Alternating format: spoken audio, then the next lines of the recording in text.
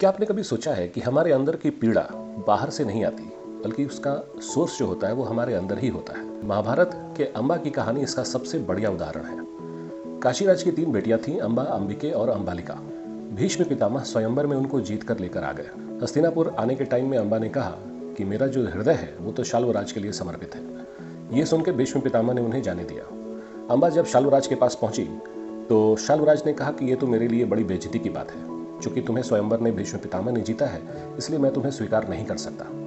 अब अम्बा वापस भीष्म पितामह के पास आई। उन्होंने सारी बात बताई और बताने के बाद उन्होंने बोला कि कृपया मुझे स्वीकार कर लीजिए, अन्यथा मेरा जीवन तो व्यर्थ हो जाएगा। लेकिन भीष्म पितामह, जिन्होंने आजीवन ब्रह्मचर्य रहने का उन्होंने एक प्रतिज्ञा ली थी, उन्होंने कहा कि ये तो मेरे लिए पॉसिबल नहीं है। अब उन्होंने अम्बा को मना कर दिया।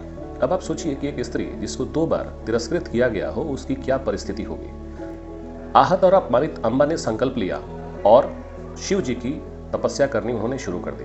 उन्होंने संकल्प लिया कि मैं ही भीष्म के बर्बादी का कारण बनूंगी। भगवान शिव की कठोर तपस्या करने के बाद भगवान शिव प्रकट हुए। भगवान शिव से उन्होंने वरदान मांगा कि मैं भीष्म पितामह को बर्बाद करना चाहती हूँ। भगवान शंकर उन्होंने वरदान दे दिया।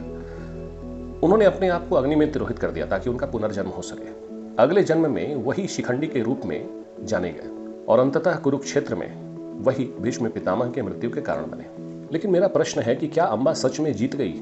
उसने बदला तो ले लिया, लेकिन उसका पूरा जीवन उस क्रोध की पीड़ा में ही बीता।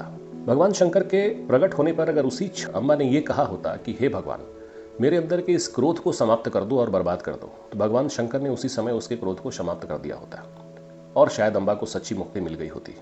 जीवन की सबसे बड़ी जीत बाहर हराना किसी को नहीं है, बल्कि अपने क्रोध, अपने संवेगों के ऊपर अगर हम नियंत्रण कर पाए तो ये सबसे बड़ी जीत होगी। तो याद रखिए, अम्बा की तरह मत बनिए। क्रोध को जलाइए, खुद को नहीं।